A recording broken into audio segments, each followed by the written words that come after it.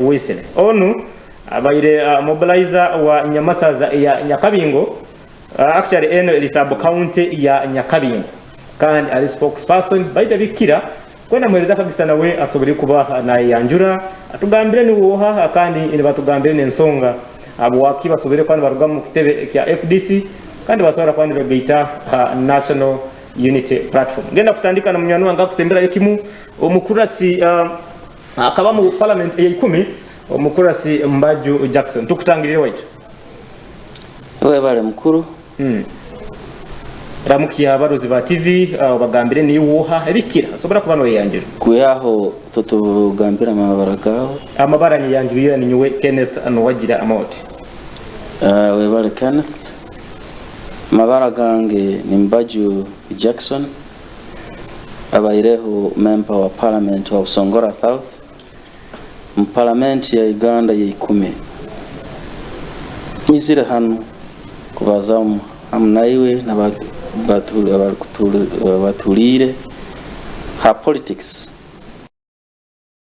eziri kugena mu maiso mu ihanga lino kira muno ibereho kiro kino timu yetu yamani ya Busongola South echiremu yatahe kitebe echa Forum for Democratic Change iya kirugamo na ruga mu kitebe cha Forum for Democratic Change twataha mu kitebe cha National Unity Platform kaya ogo hari honorable Mbaju kagera kabagambira ayize na mtayi waye na onko na muhereza kabisa mukuru Mumbere. Thank you Mr. Kenneth. Good evening viewers. My name is Mumbere Weasley. I've been serving as a mobilizer of Nyakabingo sub-county in the FDC political party. I've also been serving as the spokesperson of a pressure group which was formed well back in time, but under Mbaju Jackson because he decided to run as an independent. And this pressure group, we use it to describe it as Seluhuere, which literally means the struggle continues. Rota continua. Yeah, the way you've mentioned it, the struggle continues, o mapambano hadi mwisho, that is in Kiswahili, because when Honorable Mbaju lost to Kiema Aloysius, we as citizens of Busongola South, we actually realized that our struggle needed more efforts from Honorable Mbaju. And we decided to form that pressure group, doubled Seluhuere, or the struggle continues. And then we moved through all the 10 sub-counties looking for the votes. But quite unfortunate, when results were declared, they were not all that favorable on our side. The elections were actually made with a lot of irregularities, because these irregularities, as we analyzed them, we realized that the elections were not free and fair, because we actually made observations and realized that even some of the dead people were voted for in some sub-counties at a number of polling stations. We also had a number of polling stations in Busongola South where voting was by 100%. Yet some of the voters, some of them had died, and others had gone abroad to work, and others were sick, and they were not in position to go to the polling stations to cast their votes. But when we tried to analyze the elections and looking at the margin or the difference between what Honorable Mujungu got and what Mbaju got based on the declaration, it was less than 8 votes. And what we decided, we actually went to the courts of law, that is in the High Court based in Fort Portal, But on reaching there, we passed through all the procedures. Court did make a number of observations, and they even acknowledged that dead people were voted for. They even acknowledged that... Who acknowledged first? Court confirmed that basing on the evidence that we presented, voting was not free and fair. Because court clearly stated that dead people, more than 21 people were voted for, yet they had died. And the declaration actually... voted for or voted? Actually, they actually voted. Okay? They voted, yet they had died some time back. And basing on that, we asked ourselves a number of questions. Irrespective of the observations by courts, but again, they went ahead to declare that Mujungu was validly elected. But when that declaration was made, our own people, the Forum for Democratic Change, where most of us subscribed, where most of us we had toiled for this party, they also jubilated. But that celebration, we looked at it, and we actually had the wisdom to analyze what might have caused all this. But then we also looked at the future of the FDC, and we realized that the rate at which it is losing numbers, it is actually very high. And we decided to make a mind, and then we decided to join the National Unity Platform Party with a mind that since our slogan is Silhuere, or the struggle continues, the struggle to liberate this country still continues. The struggle to liberate Busongola South still continues. The struggle... Mumbe, I think we'll have to pose questions. Depending on your presentation, yes, there are lots of uncertainties you look into. One, there were reports that the FDC, people from the FDC party, you had internal wrangles. And that is the point that I want you to respond to after the Honorable has made his presentation and his submission. So, Honorable, nkwenda kwetegereza. Abagambire nti akabaye ensonga za irregularities abaire tukabo. Tukwenda kwetegereza iwe nka omuntu yabaire mu actually aizire naraba mu parties ezikwawukana. Habuwaki ekintu kya kuruga mu party eno ogenda mwenu n'oruga mu ogenda mwenu n'okiranke kinde kirakutwara mu maiso inakoito career.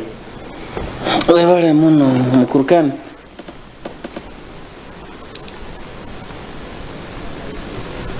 Politics age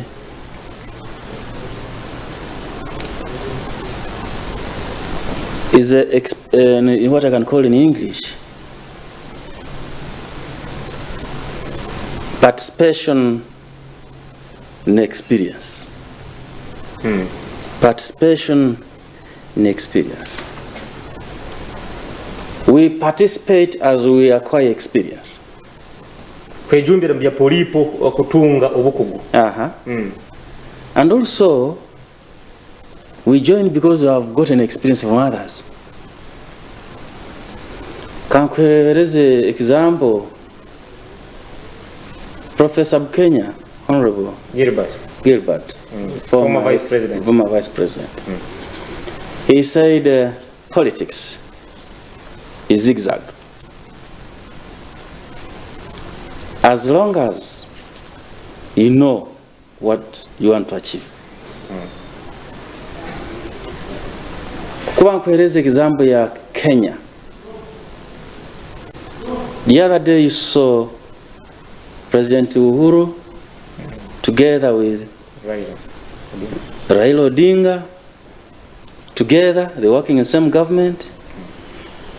They changed it to Jubilee. They left Raila in another thing. They joined the Vice President, current President, Vice President, Ruto. Now Ruto is in something else. President Uhuru is in something else. But in whatever they are doing, the purpose is to build Kenyan democracy. And in all what they are doing, they are nkwenda abantu bomukabetegereze kuno kwenda tugende mu rimi oromuntu wa hansa kwetegereza namanya ndi mkonjo busokize hata uhura mpazo rutoro rwange upside down obo kyetegerize kandi kuoleka okuruga mpat M kugenda mu endi kwa tahe endi as long as no manya kiri kukutwara yo habwaki otarugira hansonga tikine nsonga. So muntekereze yo kugamba nti okuhindura pate kuruga mu NRM kugenda mu FDC kuruga mu FDC kugenda mu N.U.P tikina buze kuruga sta okabosigaye hamuramu. Yes. Omuntu nawe habuze cyabuzo kino umuramake gwo kubosigaye hono habwaki nabwire mu NRM. Exactly. Umwago 2011 ngabanda youth coordinator wa Busongola County 20 years ago. 20 years ago, in elections is President Museveni. Nakiza Besije. Immediately after that, President Museveni akoleki hanga onkutakarozera omuntu ine vision asokwebemberi hanga lino. Nagamba nanyo eloya tinyina magezi okwebemberi hanga nogo namuruga. Nataha Forum for Democratic Change. Utwagenzire twatandikire forum, of course katandika as an associate with the parliamentary parliamentary forum something. Yeah, parliamentary forum you can remember members of parliament joined with those who inform agenda twakora FDC party twagumizamu na FDC tulikujumira for example obusuma okwiba kalulu tugamba NRM ne iba kalulu NRM a tribalistic NRM teku tware bintu bihanga nga kintu kikuru NRM politics atine fora ya family twageno mais betu twikire mu muhanda twarora kandi FDC eriyo negarukaki mu NRM ikane kora ibintu bikana inejumira mu NRM yatandika kubikora kimo harebyo nambe echo kubanza harimu issue ya tribalism. Kankwe example. Busongola Kasese municipality ikagenda primaries. Bagenda baleta abana bakonjo na batali bakonjo batahamu ba Forum for Democratic Change primaries. Bali ku believing to in a forum slogan ekugamba one Uganda one people. Omwana o abantu ba Kasese municipality batwiri bagamba tukwatire bendera akesanga yaba mufumbira twagenda mukaruru bakonjo bagenzi bange mu politics including the deputy president of FDC Western yagenda ya campaigninga Tabose Gideon hawakuba tale mukonjo. Echo ni kioleka turugira hamulamwa go one Uganda one people bakamuka bamurugira hamulamwa go obumu ngekibintu slagon kamgaruze nyuma.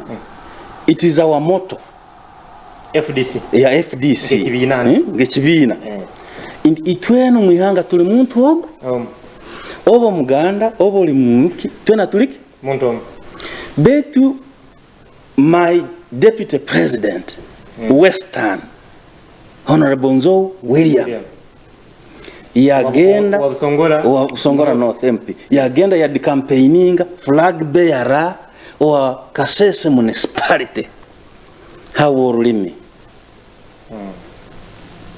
now haliho mpakanisachi hagati ya NRM ili kutunga president one family minister wife now land commander land forces son neitu abali mu opposition nikiholekango either FDC abantu abali ku FDC tebachamanya na mbere bali kugenda either FDC etahirirwe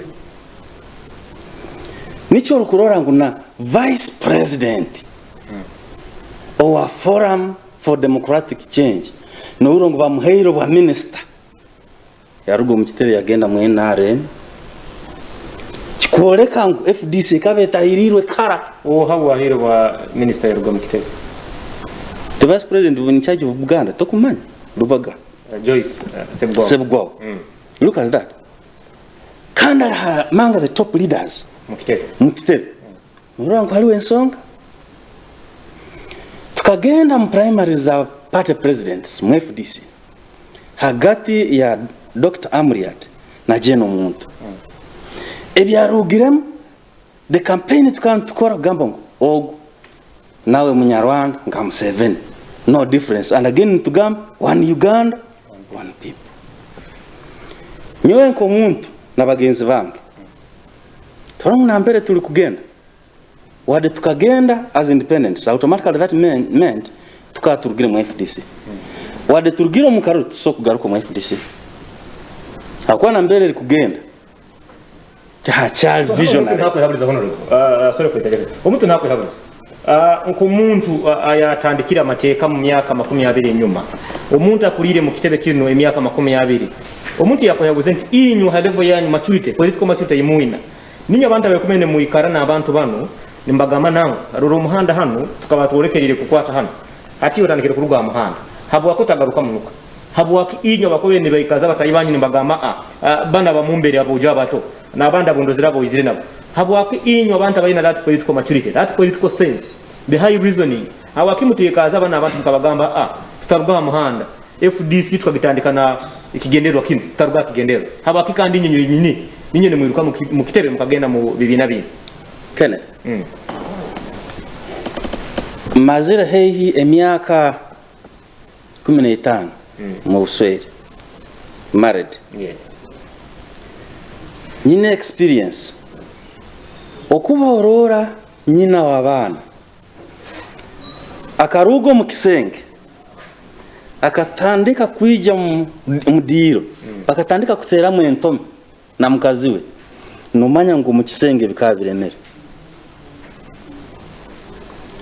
for us to choose to take this decision tugerizeho tarangu cyasoboka omuntu akwehabuza omuntu arugire mu FDC abangi tukimanyire nti omuntu aruga mu FDC automatically atwatumanyire nti FDC ina faction zibiri the Amuriat faction amana faction ya mugisha muntu tumanto omuntu akwarugire mu FDC agenda straight mu ANT habo wakikandi N.U.P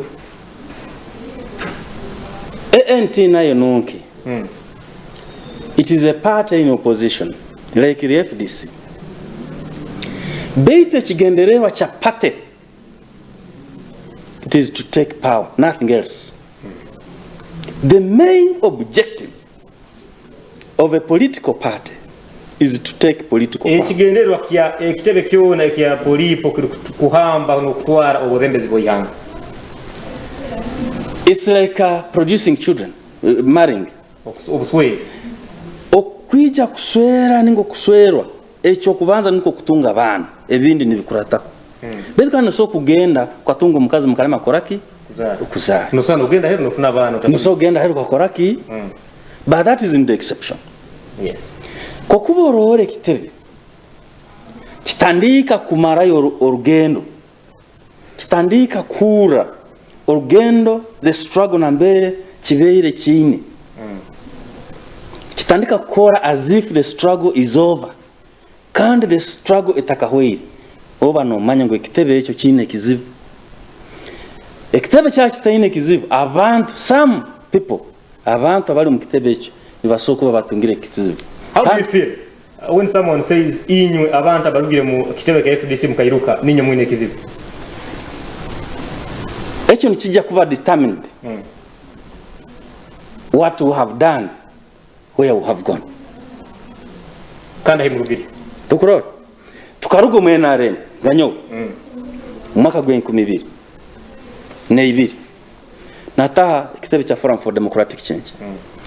For the last 18 years I have gone through all the ranks Forum for Democratic Change up to national level. Yes. What I have done either determines that I either moved wrongly from NRM to FDC. And today, where I'm going will also determine whether I moved here wrongly or correctly. Tukwenda kutegereza. Nso ogambire ekigendero kya pate yona kuija mu formation eba ne kigendero kya kutwara obulembezi. Yes. So tukwenda kutegereza.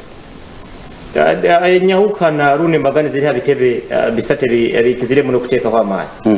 Ekitebe kya FDC hamune ekitebe ekino rugando ko muno na FDC kya ANT kiko yemberwa yabayire ko president wa kitebe kya FDC Mugisa Muntu hamune ekitebe kiya kyogenzeremo tukwenda kutegereza enyahuka ne linkaha bikwahuka na bitakurwa nti wagamba kanyiruke mu FDC ngende mu kitebe kya N.U.P eruho tubere mu FDC emyaka almost emyaka 2 kuruga twakitandikire the biggest number of members of parliament abatwakatungaga na 37 FDC. But 10th parliament from 9th to 10th 37 36 ababembezi ba N.U.P bakitandikire only 2 years ago 1 year towards the election baina abana 5 plus members of parliament. Kasese tubeire tukoma FDC for presidential elections. Beitubun this time, even when FDC ekaina ba MPs mkaga Kasese eine party flag bearer ya tungere bururu wengine mitaro nkesa 50 is too much. Betu Kasese ekatera ya hereza karoro Bob Wine wa N.U.P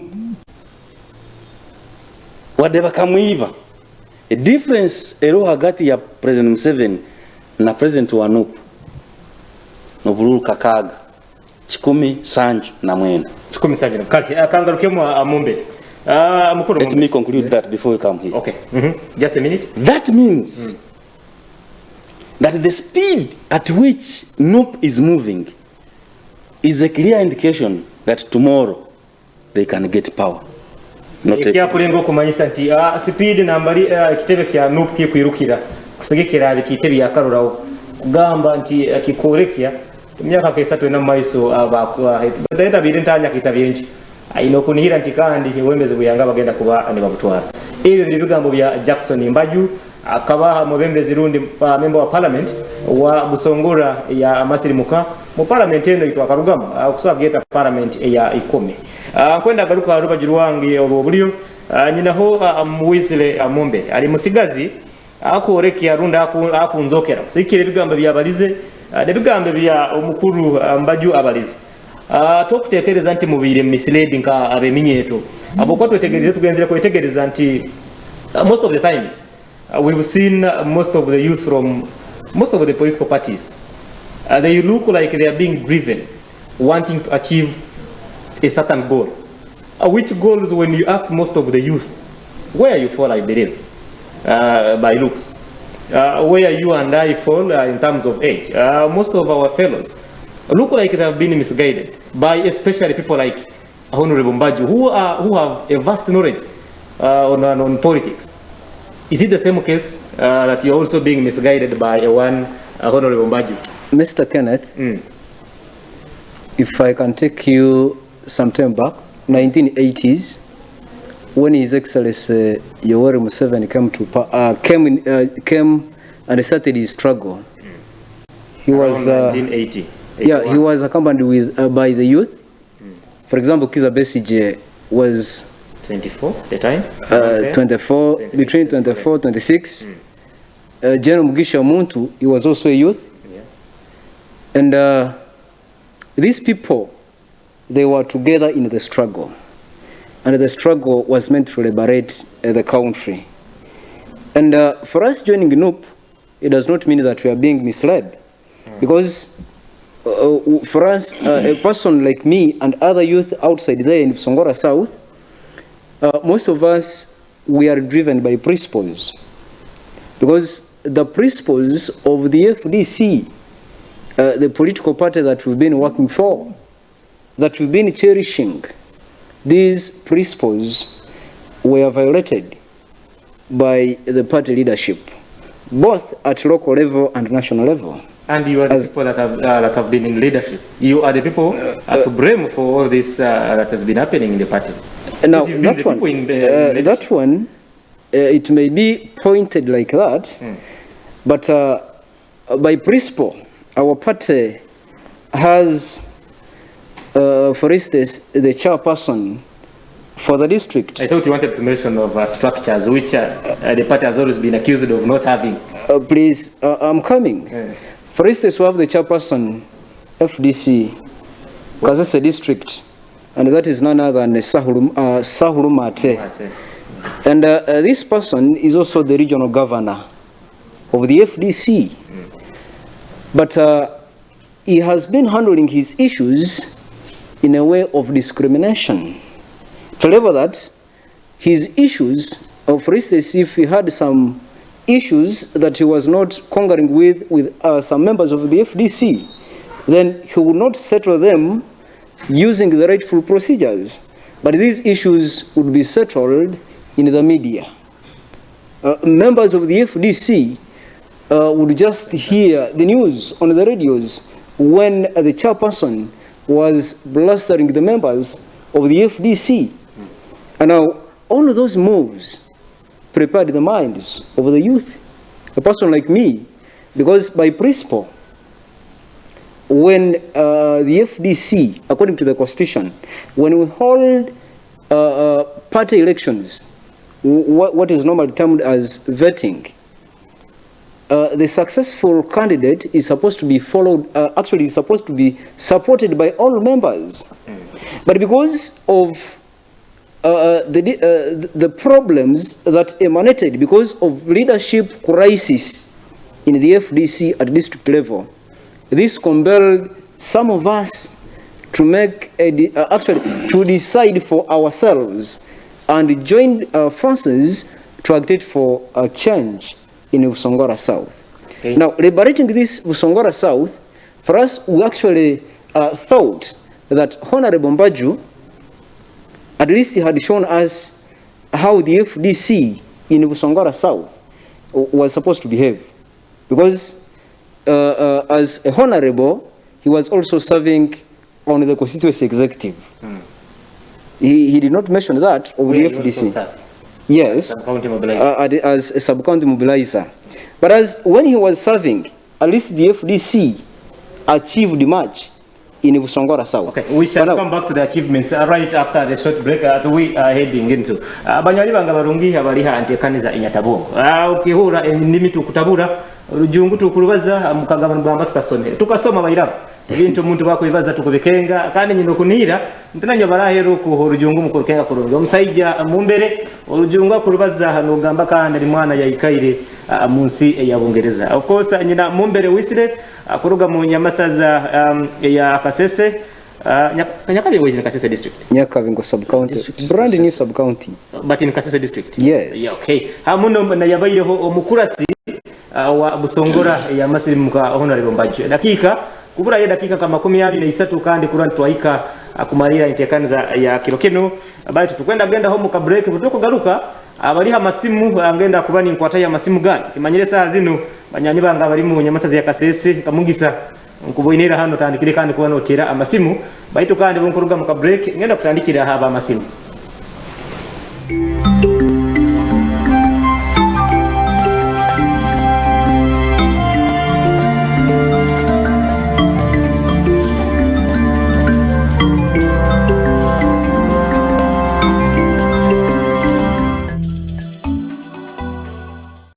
Upgrade your TV experience with StarTimes Christmas Level Up. Most affordable, free upgrade, more family entertainment, more prizes to be won only on StarTimes. Simply make monthly subscription and automatically enjoy free upgrade to the next bouquet. For classic or super bouquet customers, make your monthly subscription and enjoy 5 extra days for free. Any monthly subscription enters you in a live draw to win over 200 million in school fees, cash, TVs, and many more. StarTimes gives you world-class football, StarTimes Uganda Premier League Super December, subs in the language of your choice, and premium kids channels. StarTimes wishes you a Merry Christmas and a Happy New Year. Kanzali Sahara Muchuzi Mix kachusi mfumba sirintu bya malaga fumba tetucha fumba bino bimoyaya analya neda Sahara Muchuzi Mix hachuse kijangara no banga bya pizza nirabo oteka Sahara Muchuzi Mix munyama omucharo mufumbu nawo wa hoteli wekwate Sahara Muchuzi Mix ojja kukola teringi mi baby Sahara Muchuzi Mix kawoma kalina kawowo kakola gravy baba oli wa hoteli obogura kamukamu akanzali Sahara Muchuzi Mix kali mu maduka ne supermarket zonna mu gwanga bwayagala okusubula Sahara Muchuzi Mix jangu ku Magi Traders mu kikubo eduka namba 15 Vinco Arcade hatanno jukira nti fetukola ne Sahara tangawizi tea eranga kati yafune Q-Mark kuva mu UNBS kakaso mutindo kuba simu noti musanvu noti nya 598 526 akanzali Sahara Muchuzi Mix kawoma baba.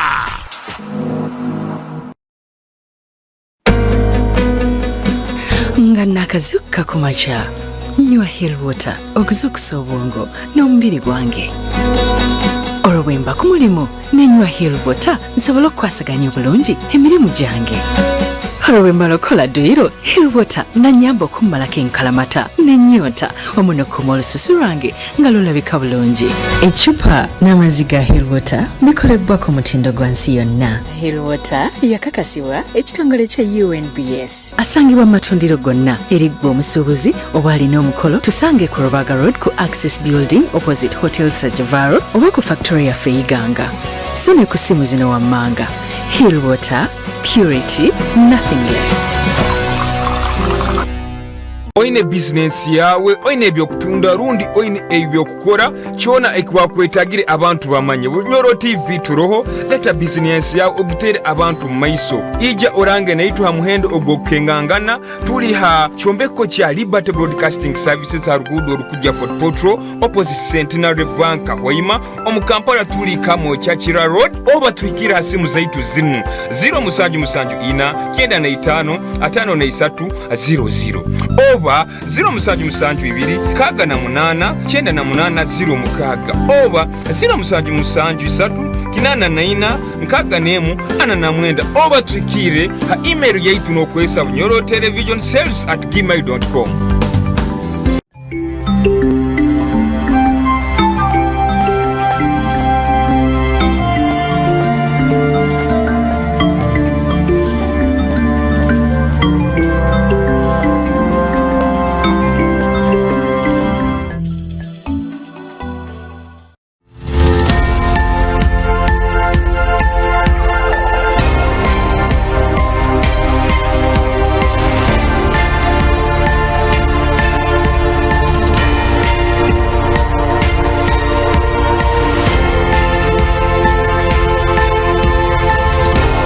Barungi abakiyari hantekaniza enyatabongo kene tunagira nyo ikalire mukandi nabagenyi baitwa bakirukino kuruga mu nyamasaza ya Kasese bana abagenyi babaire mu kitebe kya Forum for Democratic Exchange basobora kandi kuba kirokino ne basobora kwandiretaneza hakitebe kiyaka karuga kuba nikitondebwa urune nikitandikibwaho kitebe kimanyirenge kya National Unity Platform kine kitebe kya kamari myaka teri mingi myaka tugenda myaka 3 kuruga kitandikibwaho muno kine kitebe kiyaka hareka kire kenyuma tugamba kine kitebe kiyaka ekiri hansi yo bubembezi obwa omukuru Robert Chaguranyi Sentamu wabayingi mumanyirinka Bobby Wine baitu kandi kiruke kya rero tubuyina nikitunga abana bajyaka basobere kubani bazalibwa rundi abana abazali kiruke kya rero obo no bebembirwe ayabayireho omukurasi wa Busongola ya masirimuka omukuru Mbaju Jackson Kathika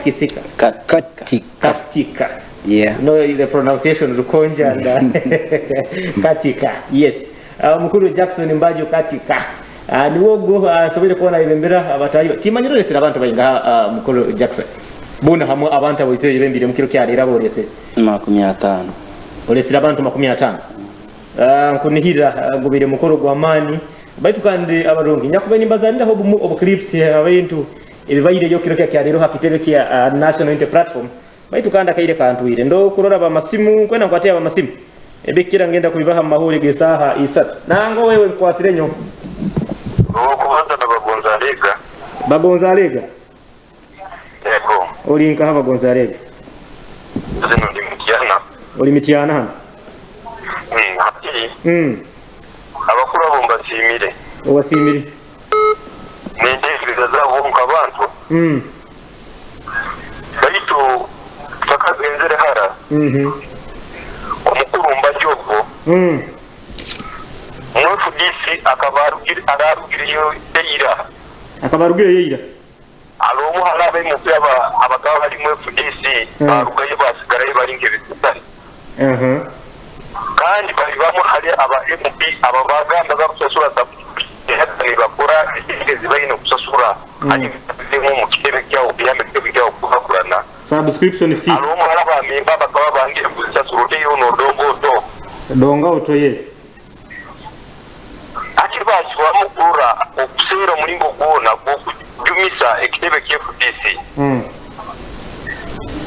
abajo akugamba ba member of parliament N.U.P katunga 5 n'ekintu ekatunga nkaga na babiri bakitazi bali mu 5 na kandi kiki kandi abe na consideration in this time round abakomi bakaba bayingi muno abali bayusa abayaka na constituencies zikaba ziri created they were more than almost 200 okay kikaba nikimanyisa nti abakomi bakaba bayina kweyongera abamembo of parliament abaposition kanibeyongera bakwatwatwine masikiza mayaka gari gayingi kandi abantu abakunjukire abayitegereze okukaba position kiraboma toni okay kuko no percentage ya bwoni yatungire amugiriza yabaye ayitse na Dr. Kano Kizabesije ahungu yakubaide na gamba kulikina kinalo kizalita kurora ati nankati simba baita kabaye simbire nova amari gana kakabaliga kwatagana na goli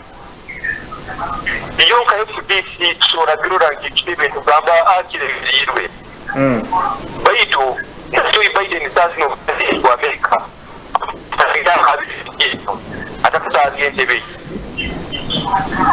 ibonka ba Mbaju baraba lemero kuganiza kitebe FDC wobe nyini batugambire ibo bwati afite kikura kuraniza isazi no babliminga a party yet they were the leaders of the party and they failed to build up the party then do you think if you fail to build FDC you are going to add anything on N.U.P actually when you go there you become the worst kibe mpuno kurimerwa kura kurenze icyo inasazi no kire cyo ya bugure cyo kirungi oyo mukazi wawo mwakolemerwa kumunyiriza ugendeza mukabanda bukunyiriza kati bakwesero bagonza kati nkwetegerije bagonza kati onde arasim hello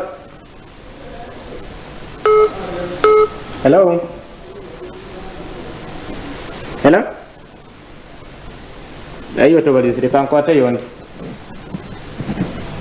hello yes hello kwasire mama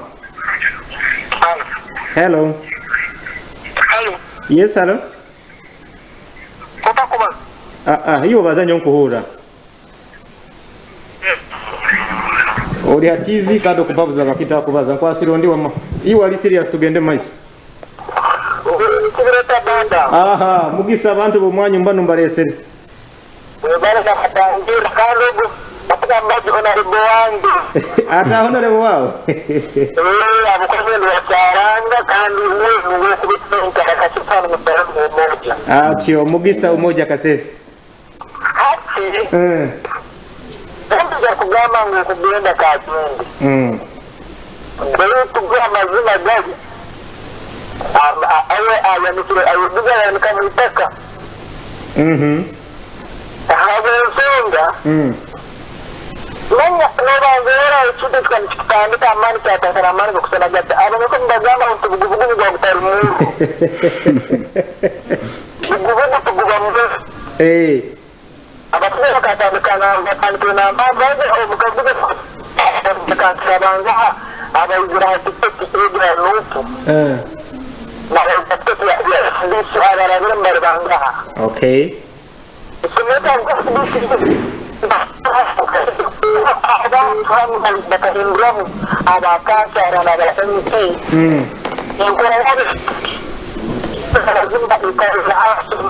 network ekumiga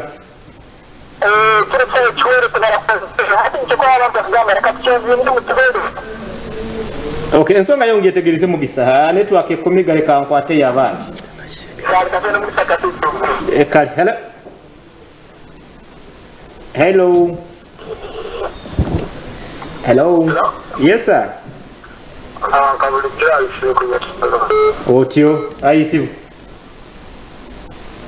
ahayisibu tata we hello ahayisibu nyirukireho leka nsubire kandi kuba ni ari abanyani banga abakutera amasimu cyari muri TV mukubana nyokunu ni mu sound mukwane mu distortinga kandi mukakutera simu uri ha television buri kiromba gamba bobo cyire mukutera akasimu soka TV ogirugize rundi kavuri mukakeze kimu orenti wasobora no commuting abantu osobora commuting ngo kandi simbu kubuteire sobore kwani kutunga kuronga ebihabuze bikira hano kwetombuto kwa masimu gunya hakwata dakika kando risigeze dakika 10 kuba nitumarire reka nsoke mpereze honorable Mbaju omugise ebihabuze bikira abairo munyano wange abagonza kuruga kamityana ari mwana zaro ya masindi baitu kanda kwisana ebihabuze bya mana bene habuze yagamba nti oromu haba bakarunda abakurasi ababaye no muto mukoto mu kitebe kya forum for democracy change yagamba iyo na odonga uto muri bamuha abantu abagambire nangwa mu kagisensa mwagima ise mwagamba nikikafuwe no kasura side za subscription ni membership fee webale muno Ken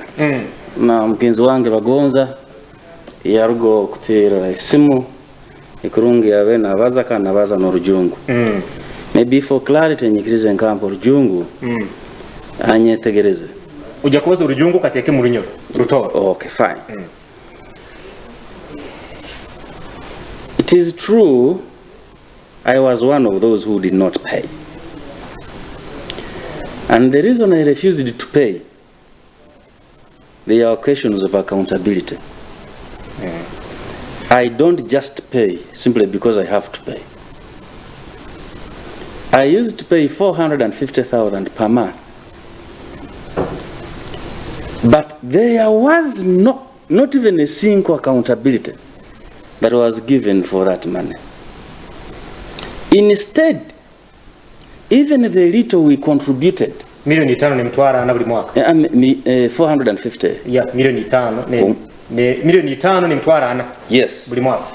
Even the first 2.5 years we contributed.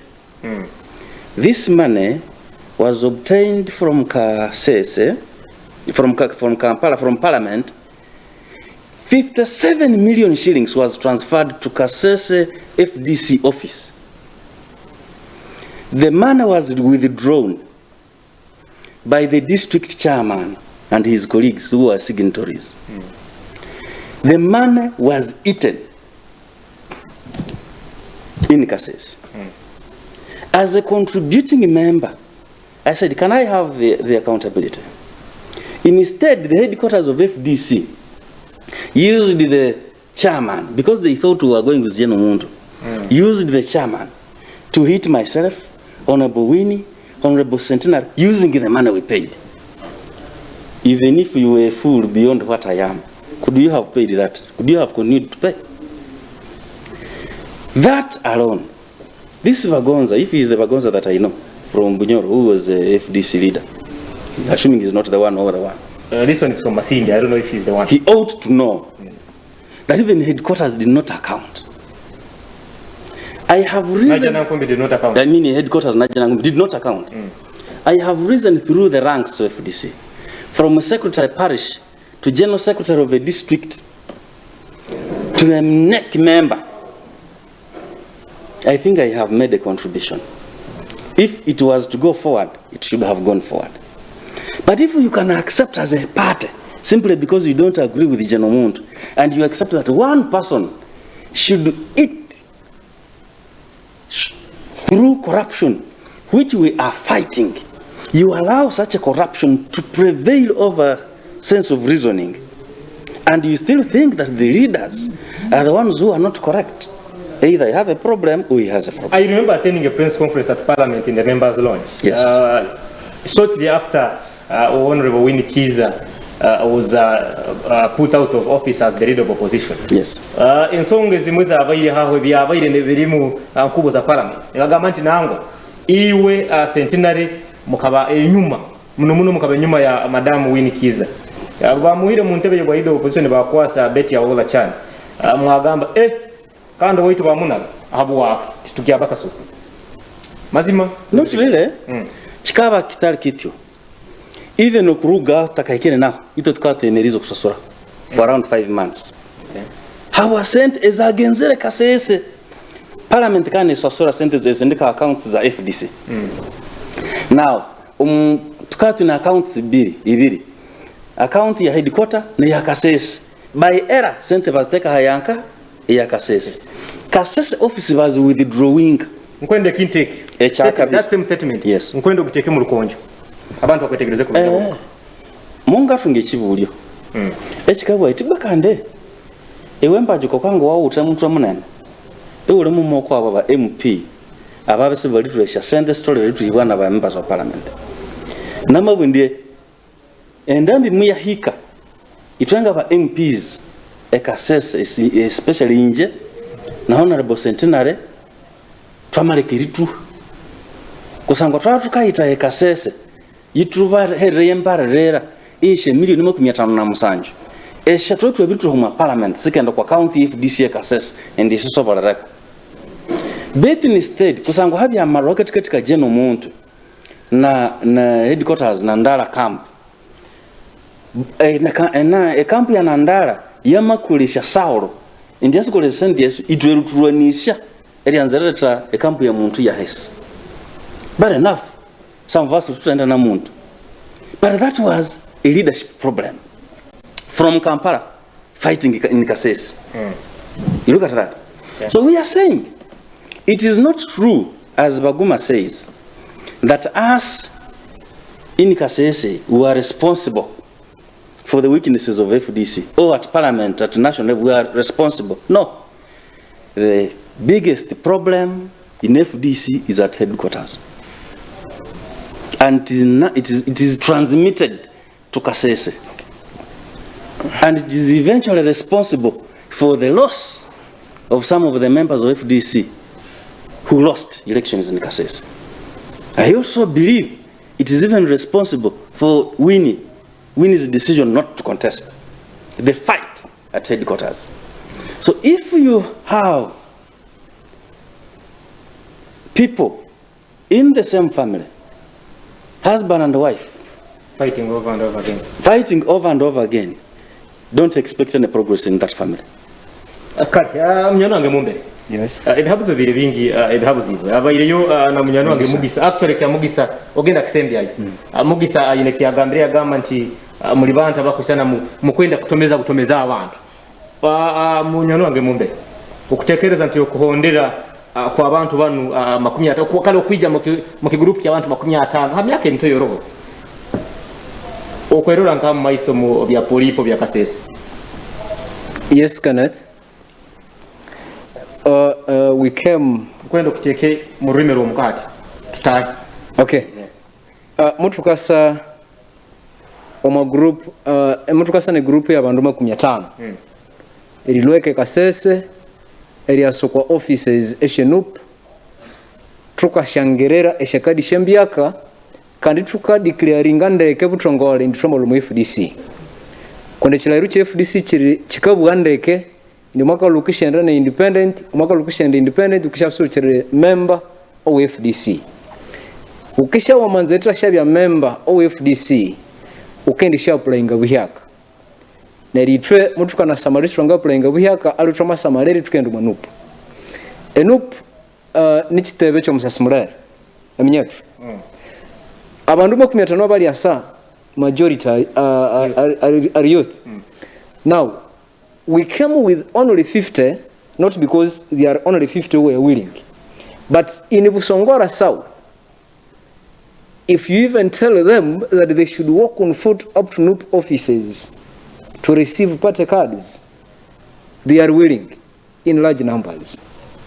So abanyakasese ngaisunza ribasaba neribalembalemba endio kwalon twangerere N.U.P kundibwa N.U.P ekeyo tunasamalire ebyekakola kandi tunasamalire Bobi Wine alina matije chendo amani onsi timu selo hwere trama hambao neteko N.U.P nekwana na selo hwere mapambano hadi mwisho. The struggle continues. Mumbere wizle kapolio omana wechitaka kati ogo hari mumbere yakiomugiso mugiti urukonjo abana rubaza buri kimwe kihura baitu kandi wempika kurubaza ebizibu mwagene ho bizira baitu kandi bubo bunkabuze kyabuzo kakiruga ho manyoke rugiro kandi nyira kugarura kyabuzo kyaye hono ankwena nkusembye dakika nyina dakika second zonka kubani tumalirete kane zenu habwa by virtue of your capacity as you see once honorable nkwenda kuhereza kitinisa baitu kwenda kuweza kitinisa na yoki impereze nkwenda kuibe dakika 5 mu ntekanize kondera omukuru mugisa kuruga mu Kasese ona gambira kuruga mu constituency yawo yonyine yo kabano twara agambire nti kizokere okogengoye kandi wazireta wazandika mu itaka kuruga mu FDC kandi kagenda mu kitebe kya N.U.P kuruga mu opposition kagenda mu opposition ekigendero wakyanyu hano muntu nakwe haburiza inyo kabanta bali mu opposition rundi abakurire mu opposition kirinka mukwana muruga mu kitebe kya opposition ni mugamati mukurwanisa kutwara obwembezi nkengero balize kandi usanga nti mukuyongera you are not adding numbers, you're just dividing and fighting yourself mukwesanga mu ngere ya ugama nti mugisa ntagamenti mukogya ni mali pamwitaka. Where are you heading? Webale mgenzi wange mugisa na Kenneth beitu I know my constituency kandi manya nabantu abenka barumu because I have been with them. As people of Kasese, we do not want to be pushed. You cannot take us as slaves. That is why. That is why you will find the NRM in the town and the opposition in the villages. But when you go to the other areas, vice versa. It is vice versa. Kunu kandi kusanga opposition mu bibuga NRM mu byalo. Yeah. Now, for us in Kasese, and by the way, in the interest of this country, we have done the right decision. It is not about being in government. It is not about eating. It's about which side are you. That your children will ask you at one time, my father, what did you do when the country was going wrong? Can we? I moved from a left side to left side. That is also better, as long as the left side made the right contribution. As he said, from 1980 to 86, we lost over 500 citizens of Uganda in the name of fighting for democracy. Honorable, mkwege dakika 5 wako isa hivi. Kankwate ne simu. Kuisana isimu ya amani muno. Hata niyo nkwasira kusembera yo kimuweza. Hello. Hello? Yes, hello. Hello. Tokubaza. Hello? Keya TV ya nkubure kurungi bayira. Ono ni Busobozi Ibrahim. Busobozi Ibrahim olinga. Ndi kianjojo katoke Katara. Kenjojo. Mbere sima basizabo. Yowe ndi omu abamemba ba N.U.P kandi ngakomwa okuba ndi chairperson ekitoka helfiwa amazima kusejja bakire tosobora kuhagira ekitebe kigalire nyuma kandi obero mazere kufoka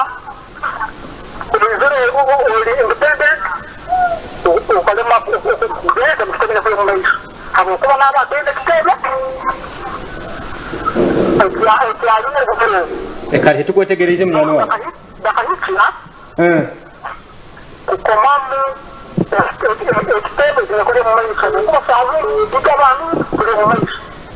kati webali kari munyano wange ari mu nyamasa zejo kandi kurura mu kibakia atobo simu kandi hayizire simu ene kandi hirenu ya Kasese bweko tari ya Kasese ujya kubonkozere kuki tati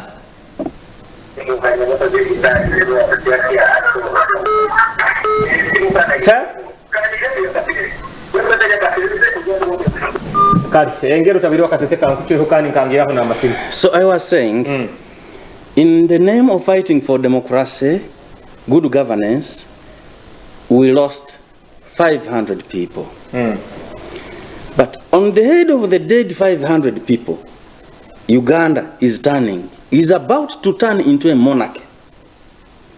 I read the mustard seed. I understood it. At that time, Mandela was the president of South Africa. I applauded President Museveni. But where he's taking us is becoming worse than Obote. Even the way he's behaving today, he's beginning even to call Ugandans, citizens of Uganda, others as parasites, pigs, swines, wrongdoers. Yeah, those are pigs. Now, if we are not careful, this country is moving to the worst. Words of wisdom from Honorable Mbaju Jackson Kathika, former member of parliament for Busongola South, of course from Kasese district. We are so glad. Thanks for coming through, Honorable, and your colleagues. Tukubendeza urugendo rurungi mu kitebe kiya kakande kimusubire kuba ani mujyamo. Itwenka Bunyoro television muno entekani zenu itwetenya tabongo. Turuho kandi nyigi zitu zijaga kuba zikingwirwe. Akayire kuona muko cyangwa kwani mutwikaho inamba zitu muzina platform ziri nyingi tukusobora kuba ani tubalizaho. Imyaka 5 irabiriho kuruga babere mu parliament have been following up. Story ninzihandika kurungi ezi kuruga akane mu parliament twekekyo.